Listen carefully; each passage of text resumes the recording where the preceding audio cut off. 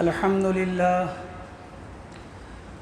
لله كفى وسلام على عباده الذين اصطفى أما بعد فأعوذ بالله من الشيطان الرجيم بسم الله الرحمن الرحيم والنجم إذا هوى ما ضل صاحبكم وما غوى وما ينطق عن الهوى صدق الله العظيم وقال رسول الله صلى الله عليه وسلم المؤمنون هينون لينون كالجمل الآنف إن قيد إن قاد وإن أنيخ على صخرة استناخ أو كما قال صلی اللہ علیہ وسلم۔ میرے بھائیو، محترم بزرگوں، دوستو، حضور اکرم صلی اللہ علیہ وسلم کی سیرت طیبہ سے متعلق بات چل رہی ہے۔ حضور اکرم صلی اللہ علیہ وسلم کا آسمانوں پر جانا، آپ علیہ السلام کا عالم برزخ کے احوال کو دیکھنا، اس کا تذکرہ چل رہا تھا، جسے معراج کا واقعہ بھی کہا جاتا ہے۔ حضور اکرم صلی اللہ علیہ وسلم جب 7ویں آسمان پر پہنچے تو آپ کی وہاں پر ملاقات حضرت ابراہیم علیہ السلام سے ہوئی۔ سلام دعا کے بعد حضرت ابراہیم علیہ السلام نے اللہ کے نبی علیہ السلام سے ارشاد فرمایا کہ محمد صلی اللہ علیہ وسلم، آپ اپنی امت کو میری طرف سے سلام کہنا، اور آپ یہ بھی کہنا کہ جنت کی جو مٹی ہے وہ بہت عمدہ ہے، بہت پاکیزہ ہے، اور یہاں کے درخت اور یہاں کے پودے سبحان اللہ، الحمدللہ، لا الہ الا اللہ، اللہ اکبر، یہ یہاں کے پودے ہیں، جس کا جتنا دل چاہے اتنا لگا لے۔ تو آپ اپنی امت کو سلام کہنا اور یہ بتانا کہ جنت کی جو مٹی ہے وہ عمدہ ہے، پاکیزہ ہے، خوشبودار ہے، اور یہاں کے جو پودے ہیں وہ سبحان اللہ، الحمدللہ، لا الہ الا اللہ، اللہ اکبر، یعنی جتنا آدمی اللہ کی تسبیح، اس کی بڑائی، اس کی پاکی، اس کی تحلیل، اس کی تسبیح بیان کرے گا، اتنا ہی اس کے لیے جنت میں درخت پودے لگائے جائیں گے۔ علماء نے لکھا ہے کہ حضرت ابراہیم علیہ السلام سے ملاقات کی وجہ کیا تھی، آخر کیوں ملاقات کرائی گئی؟ اس کی وجہ یہ ہے کہ بیت اللہ کی تعمیر حضرت ابراہیم علیہ السلام نے کی۔ اللہ کے نبی علیہ السلام سے آخر میں ملاقات اس لیے کرائی گئی کہ اب آپ کو حجۃ الوداع، آخری حج جسے کہا جاتا ہے، آپ علیہ السلام نے حج کی فرضیت کے بعد ایک ہی حج کیا جسے حجۃ الوداع کہتے ہیں، جس میں کم و بیش 1.25 لاکھ کا مجمع صحابہ کا آپ کے ساتھ تھا۔ تو اس کی طرف اشارہ تھا کہ آپ حجۃ الوداع آخری حج کریں گے، اس لیے آپ کی ملاقات کرائی گئی، کیونکہ بیت اللہ کی تعمیر کرنے والے ابراہیم علیہ السلام ہیں۔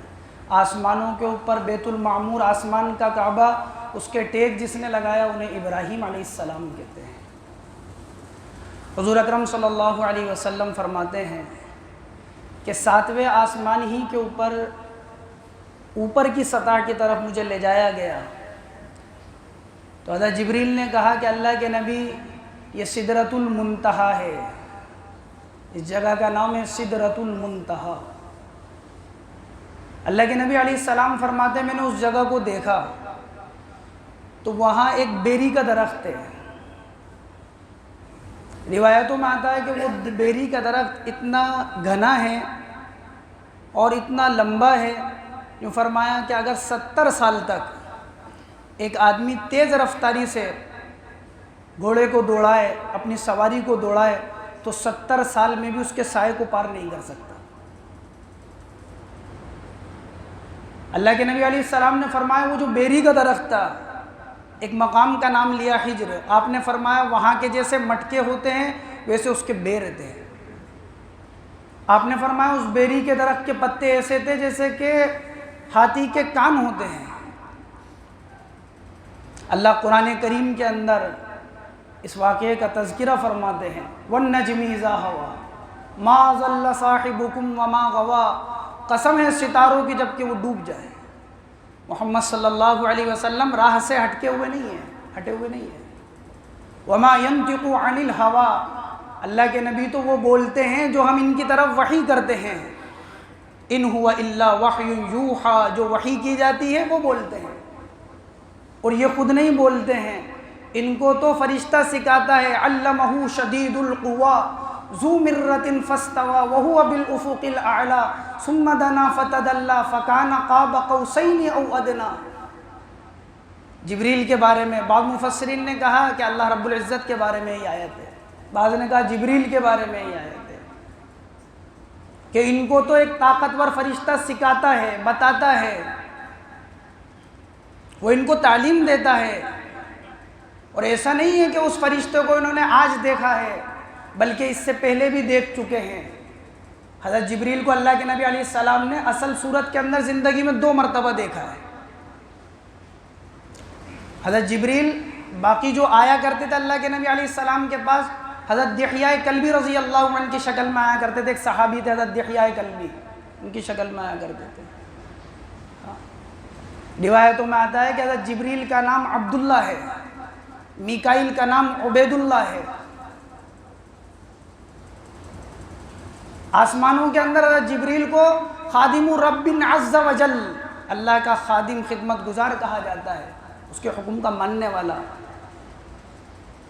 فرشتوں میں سب سے افضل جبریل ہیں، سب سے اعلیٰ مرتبہ. اللہ کے نبی نے ایک مرتبہ سوال کیا، جبریل کیا تو نے رب کو دیکھا ہے، اپنے خالق اپنے مالک کو دیکھا ہے؟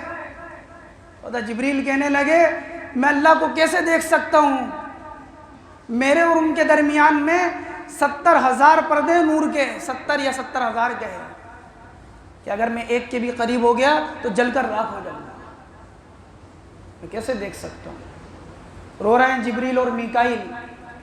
اللہ کی طرف سے ارشاد ہوا کہ کیوں رو رہے ہو جبریل؟ کہا کہ اللہ تیرے عذاب کے ڈر کی وجہ سے رو رہے ہیں. ہوں گے آسمانوں کے اندر افضل ہوں گے، لیکن اللہ کی پکڑ ہے، اللہ کا عذاب ہے کہ ہم اس سے معمون نہیں ہیں، بے خوف نہیں ہیں، اس سے ڈر ہے، وہ ڈر رلا رہا ہے. روایتوں کے اندر آتا ہے کہ اللہ نے حضرت جبریل کو ایسا بنایا کہ ایک کندھے سے لے کر دوسرے کندھے تک اگر ایک پرندے کو جو تیز رفتار ہو اور اس کو اڑایا جائے تو فرمایا ایک کندھے سے دوسرے کندھے تک ایک روایت کے مطابق 500 سال لگیں گے پہنچنے میں، ایک روایت کے مطابق 600 سال لگیں گے پہنچنے کے اندر، یا 700 سال لگیں گے، مختلف روایتیں. ایک دن آئے گا، لیکن حضرت جبریل کے بارے میں 600 پر ہیں ان کے، کیا مشرق کیا مغرب. صرف 2 مرتبہ اللہ کے نبی نے اپنی اصل حقیقت میں دیکھا ہے.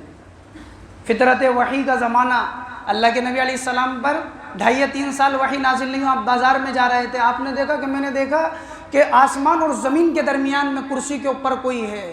ایک تو اس وقت دیکھا جب یہ صورت نازل ہوئی، یا ایھا المدثر قم فانذر وربک فکبر، تو آپ نے جبریل کو دیکھا تو آپ کو کپکپی سی آئی، آپ گھبرائے، آپ کے پسینہ آیا، آپ نے گھر جا کر کہا زملونی زملونی، مجھے چادر اڑاؤ. اور دوسرا اللہ رب العزت فرماتے ہیں قرآن میں عند سدرۃ المنتہى عندها جنۃ المأوى اذ یغشی السدرۃ ما یغشی. اور دوسری مرتبہ جبریل کو دیکھا سدرۃ المنتہا کے وہاں پر. ایک وقت ایسا آئے گا کہ جبریل کو بھی موت آئے گی، ساری دنیا فنا ہو جائے گی، صرف 4 فرشتے باقی رہیں گے، جبریل، میکائیل، عزرائیل، اسرافیل. ایک ایک کو موت، اسرافیل کو موت، عزرائیل کو موت. کون بچا؟ کہ 2 بچے ہیں، کہ ایک عزرائیل جو روح کو قبض کرنے والے ہیں، اور ایک جبرائیل. ایک روایت کے مطابق پہلے عزرائیل کو موت آئے گی پھر جبریل بچیں گے، ایک روایت کے مطابق پہلے جبریل کو موت آئے گی اور عزرائیل بچیں گے. جب 2 بچیں گے اللہ پوچھیں گے جبریل کون باقی ہے؟ کہا کہ مالک اور خالق ایک تیری ذات باقی ہے جو باقی رہنے والی ہے، ایک جبریل کی ذات ہے جو فنا ہونے والی ہے. 2 ہی بچے ہیں کہ تجھے بھی مرنا ہے. ایمان والوں کی دعاؤں پر نگراں ہیں حضرت جبریل. روایتوں کے اندر آتا ہے جب بندہ اللہ سے دعا کرتا ہے تو اللہ تبارک و تعالی جبریل سے کہتے ہیں کہ میرا بندہ ہے، یہ مانگ رہا ہے، اس کی بات کو ابھی روک لے، جو مانگ رہا ہے اس کو روک لے۔ کیوں؟ کیونکہ اس کی آواز مجھے پسند ہے، اس کا مانگنا مجھے پسند ہے، میں چاہتا ہوں یہ اور مانگے مجھ سے، اور مانگے، میں پسند کرتا ہوں اس کی آواز کو، اس کے مانگنے کو۔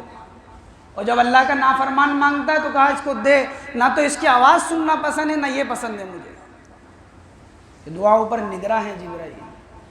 اللہ قرآن میں کہتے ہیں عند سدرۃ المنتہا، کہ سدرۃ المنتہا کے وہاں دیکھا ایک مرتبہ جبریل کو، اور ایک مرتبہ وہ بازار کے اندر آسمان اور زمین کے درمیان کے اندر دیکھا تھا۔ سدرۃ المنتہا بیری کا درخت، جس بیر کے بارے میں نے بتایا۔ منتہا اس لیے کہتے ہیں اللہ آسمانوں سے حکم کو نافذ کرتے ہیں، وہ حکم اس بیری کے درخت کے اوپر آتے ہیں، یہاں سے زمین کے اندر ان کا نظام چلایا جاتا ہے، یہاں سے انسان کے عمل جاتے ہیں بیری کے درخت تک جاتے ہیں، وہاں سے ان عملوں کو اٹھا لیا جاتا ہے۔ اوپر سے آنے کے اعمال، جو اوپر سے جو فیصلے صادر ہوتے ہیں ان کے رکنے کی جگہ ہے، یہاں سے عمل کے پہنچنے کی جگہ ہے۔ بیری کا درخت سدرہ اس کو کہتے ہیں منتہا، جہاں پر رک جائے، عند سدرۃ المنتہا۔ یہ کون سا سدرۃ المنتہا ہے؟ آپ دیکھیں مفسرین محدثین کیا کہتے ہیں۔ یوں کہتے ہیں اللہ کے نبی علیہ الصلوۃ والسلام سدرۃ المنتہا پر پہنچے، قرآن کہتا ہے اذ یغشی السدرۃ ما یغشی، جو چھپایا بیریوں کے درخت نے، جو چھایا بیریوں کی درخت پر وہ چھایا۔ مفسرین نے اس کی تفسیر کے اندر لکھا ہے کہ اللہ رب العزت کی بارگاہ میں فرشتوں نے عرض کیا تھا باری تعالیٰ تیرے محبوب آسمانوں کی سیر کر رہے ہیں، آسمان کے عجائبات کو دیکھ رہے ہیں، اے اللہ تیرے محبوب کی زیارت ہم بھی کرنا چاہتے ہیں، آج ہمیں اجازت دے۔ وہ سارے کے سارے فرشتے اس بیری کے درخت کے اوپر آ گئے اور محبوب کی زیارت کرنے کے لیے۔ معراج کی شب یہ دھوم مچی، وہ عرش پہ آنے والے ہیں، مشتاق زیارت ہو آ جائیں، ہم جلوہ دکھانے والے ہیں۔ سارے فرشتے آئے، دیکھنا چاہتے ہیں۔ اور بعض محدثین نے لکھا یہاں اس بیری کے درخت کے اوپر سونے کی ٹڈیاں تھی، وہ چھا گئیں سارے بیری کے درخت پر۔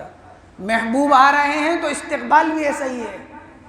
بعض نے کہا پروانے تھے جو چھا گئے، بعض نے کہا اللہ کے انوار کی تجلیاں تھی جو چھا گئی۔